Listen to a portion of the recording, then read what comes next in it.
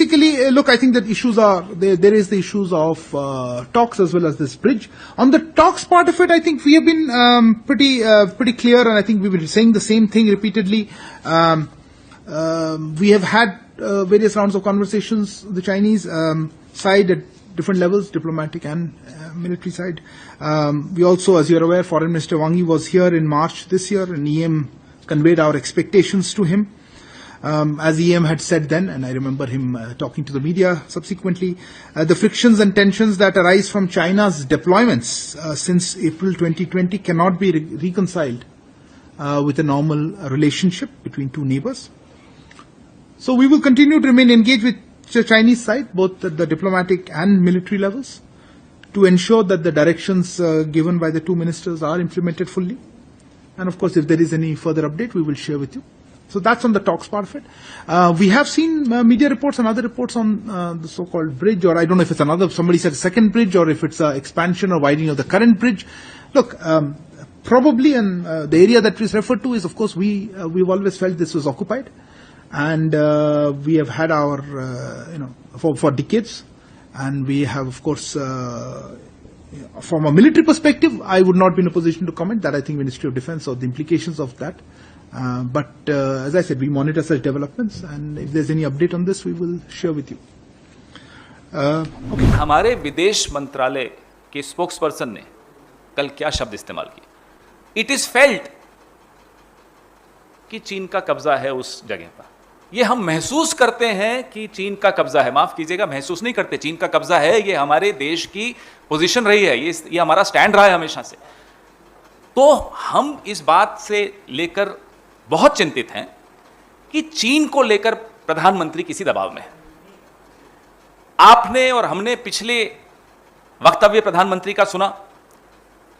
अब 2 साल होने आए हैं उस वक्तव्य को. जून में ना कोई घुसा था, ना कोई आया था, ना कोई घुसा हुआ है. वो एक क्लीन चिट थी.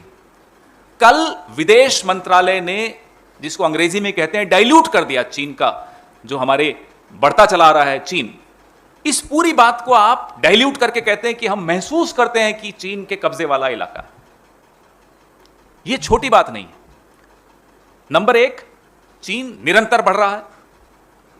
दूसरे पुल का निर्माण हो रहा है पैंगोंग झील पर. यह जो पुल है वो इतना चौड़ा है कि चीनी सेना के पीएलए के बड़े बड़े वाहन, आर्टिलरी उस पर से गुजर सकती है.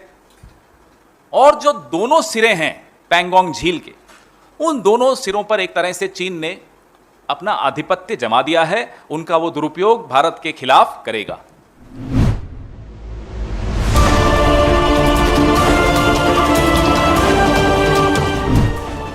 दोस्तों, चीन के साथ जारी तनाव के बीच प्रधानमंत्री मोदी ने एक अहम बयान दिया था. ना कोई हमारी सीमा में घुसा हुआ है, ना ही हमारी कोई पोस्ट दूसरे के कब्जे में है. कूटनीतिक भाषा को दरकिनार कर कहें तो प्रधानमंत्री के इस बयान का लबोलुबाव है कि चीन के साथ हमारे रिश्ते में कोई झोल नहीं, सब चंगासी. फिल्मी अंदाज में कहें तो ऑल इज वेल. लेकिन सच क्या है? इस पूरे खबर को गौर से देखिए और फिर इस सवाल का फैसला आप खुद कीजिए. देश के विदेश मंत्री एस जयशंकर ने जर्मनी में एक प्रेस कॉन्फ्रेंस में कहा कि 1975 से 2020 के दौरान 45 वर्षों तक भारत चीन सीमा पर शांति बहाल रही. बॉर्डर मैनेजमेंट में स्थिरता बनी रही और सेना को कोई नुकसान नहीं उठाना पड़ा. लेकिन 2020 में हालात बदल गए. विदेश मंत्री एस जयशंकर ने विदेशी पत्रकारों को यह भी बताया कि आखिर साल 2020 में चीन सीमा पर हालात कैसे और क्यों बदले. उन्होंने कहा, हालात इसलिए बिगड़े क्योंकि चीन और हमारे बीच the line of actual control यानी LAC पर सैन्य बलों को इकट्ठा नहीं करने का समझौता था, जिसे चीन ने तोड़ दिया. अब आपसी रिश्तों की दिशा सरहद की हालात से ही तय होगी.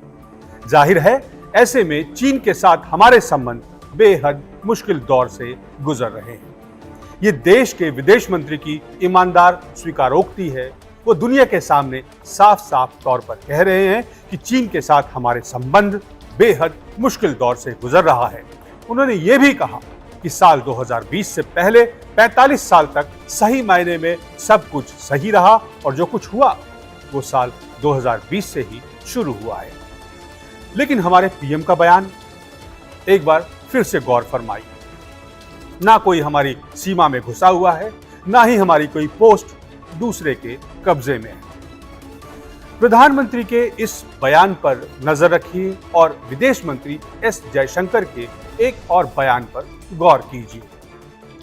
विदेश मंत्री ने यह बयान पिछले महीने ऑस्ट्रेलिया के मेलबर्न में दिया था। उन्होंने कहा था कि चीन ने 2020 में एलएसी पर सेनाओं का जमावड़ा नहीं करने के लिखित समझौते को तोड़ दिया, जिस वजह से हालात बिगड़ गए। यहां आपको बता दूं कि 15 जून 2020 को गलवान वैली में भारतीय सैनिकों पर चीन के हमले के बाद दोनों देशों के रिश्ते काफी बिगड़े हुए हैं। पूर्वी लद्दाख के सीमा से सटे इलाकों में भारत और चीन की सेनाओं के बीच तनाव की स्थिति लगातार बनी हुई है और इसी बात को हमारे विदेश मंत्री एस जयशंकर ने दुनिया के सामने रखा है।